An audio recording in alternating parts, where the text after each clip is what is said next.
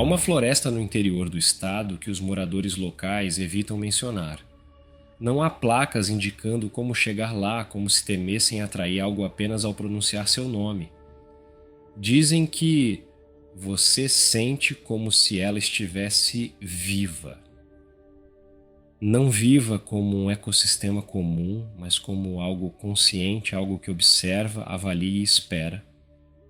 Eu sempre achei que isso fosse uma daquelas histórias que os mais velhos contam para manter as crianças longe de lugares perigosos. Mas tudo mudou no dia em que aceitei o convite de Lucas para acampar perto dali. Ele era o tipo de pessoa que ria na cara do perigo e adorava desafiar o desconhecido. Quando lhe contei as histórias que ouvira, ele apenas riu zombando. Árvores que respiram? Sério? Você precisa parar de assistir esses filmes ruins. Mesmo com um desconforto crescente, eu aceitei. Não queria parecer medroso, afinal, era só uma floresta. Ou era o que eu pensava. Chegamos lá no final da tarde. No início, tudo parecia comum. As árvores eram altas, grossas, e o som dos pássaros preenchia o ar com uma melodia até reconfortante. O cheiro de terra úmida era forte, mas agradável. Porém, à medida que nos aprofundávamos, o ambiente começou a mudar. O ar ficou mais pesado. A luz do sol, que deveria passar pelas copas das árvores, parecia quase inexistente. Havia uma névoa fina que não fazia sentido naquele calor.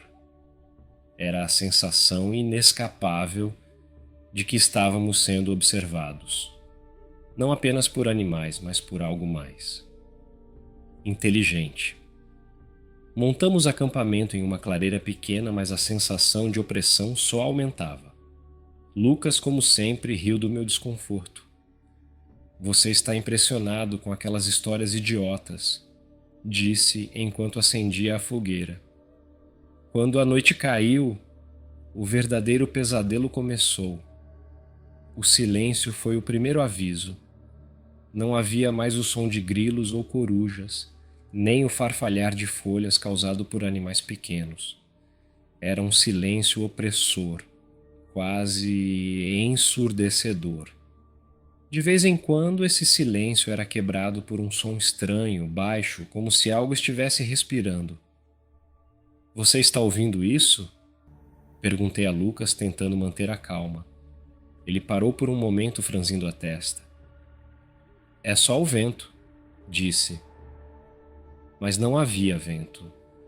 As árvores estavam imóveis e aquele som parecia vir debaixo de nós do próprio solo, como se a terra tivesse pulmões gigantescos. Mais tarde, quando tentei dormir, fui acordado por outro som. Era baixo e constante, mas perturbador. Parecia um coração batendo, não o meu, mas algo colossal, ressonando através da terra e ecoando dentro de mim. Foi então que percebi que Lucas não estava na barraca. Lucas! Chamei saindo. A escuridão era quase tangível. Minha lanterna parecia inútil, como se a própria floresta absorvesse sua luz. No chão encontrei pegadas marcadas na terra úmida. Elas iam em direção à parte mais densa da mata. Segui as marcas, chamando por ele. A cada passo, a floresta parecia mais fechada, os troncos das árvores mais retorcidos, como braços tentando me agarrar. Finalmente o encontrei parado no meio de uma trilha, olhando fixamente para algo à frente. Lucas! Gritei, mas ele não respondeu. Quando me aproximei, vi o que ele estava olhando. Era uma árvore, mas não uma árvore comum. Seu tronco se expandia e retraía, como se estivesse respirando. Raízes grossas emergiam do solo, como veias pulsando, e havia um líquido negro escorrendo delas, um cheiro podre e metálico que me fez quase vomitar. Lucas estava hipnotizado, incapaz de se mover. Está viva? Ele sussurrou sem tirar os olhos da coisa. Antes que eu pudesse puxá-lo para longe, uma das raízes começou a se mover, lentamente como um predador se aproximando de sua presa. Lucas deu um passo para trás, mas era tarde demais. A raiz disparou, envolvendo sua perna em um aperto esmagador. Ele gritou, mas o som foi rapidamente abafado quando outra raiz subiu e agarrou seu pescoço. Seus olhos encontraram os meus por um momento, cheios de puro terror, antes de ser arrastado para o tronco pulsante. Eu queria correr até ele e fazer algo, mas meu corpo não respondia. Estava paralisado, assistindo enquanto ele desaparecia na escuridão da árvore. O último som que ouvi foi o som de algo mastigando, um som grotesco e molhado. Quando finalmente consegui me mover, corri como nunca havia corrido antes. A floresta parecia estar viva ao meu redor.